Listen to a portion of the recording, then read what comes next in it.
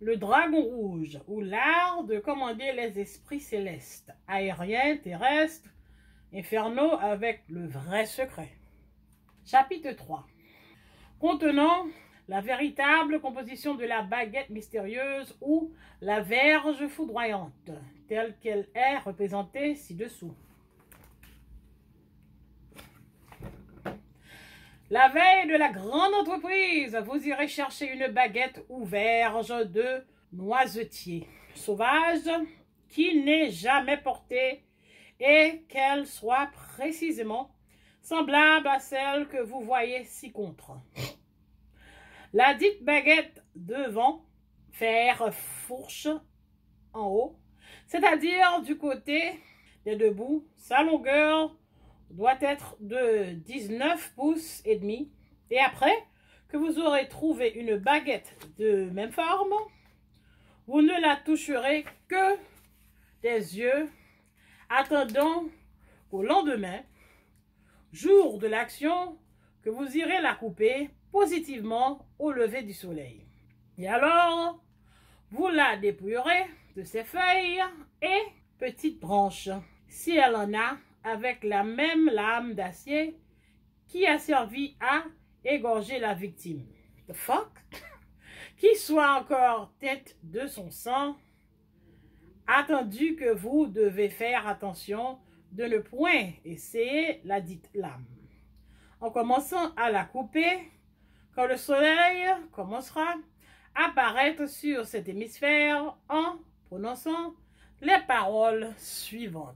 Je te recommande, ô grand Adonai, Elohim, Ariel et Jéhovah, de m'être favorable et de donner à cette baguette que je coupe la force et la vertu de celle de Jacob, de celle de Moïse et de celle du grand Josué.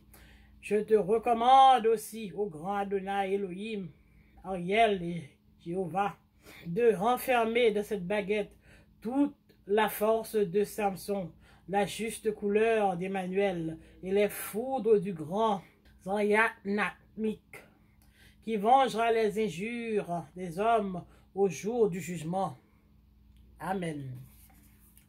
Après avoir prononcé ces grandes et terribles paroles, et ayant toujours la vue du côté du soleil levant, vous achèverez de couper votre baguette et l'emporterez dans votre chambre. Ensuite, vous chercherez un morceau de bois que vous rendrez de même grosseur que les deux bouts de la véritable, que vous porterez chez un serrurier pour faire ferrer les deux petites branches fourchues avec la lame d'acier qui a servi à égorger la victime.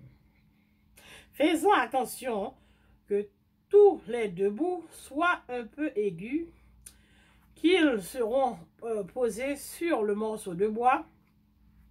Le tout étant ainsi exécuté, vous retournerez à la maison et mettrez la dite ferrure vous-même à la véritable baguette.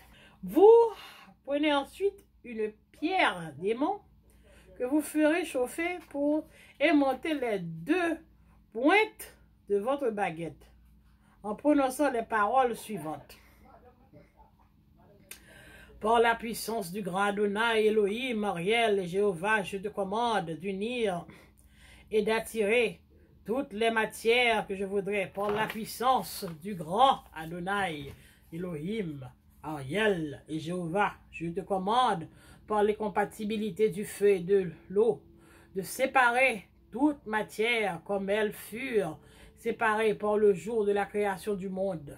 Amen. Ensuite, vous vous réjouirez en l'honneur et gloire du grand Adonai, étant sûr que vous possédez le plus grand trésor de lumière.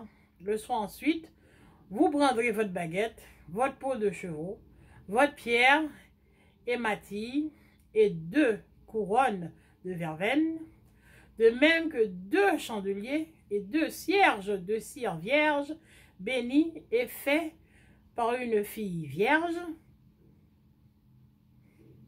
Vous prendrez ainsi un bâton feu neuf, 2 pierres neuve avec de l'amadou pour l'allumer votre feu. De même qu'une demi-bouteille d'esprit de brandevin avec du camphre, aussi bien que 4 clous qui est servi à la bière d'un enfant mort. What the fuck?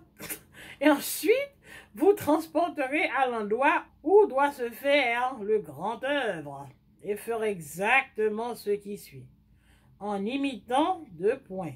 Un point, le grand cercle kabbalistique tel qu'il est démontré ci à côté. Merci d'avoir écouté.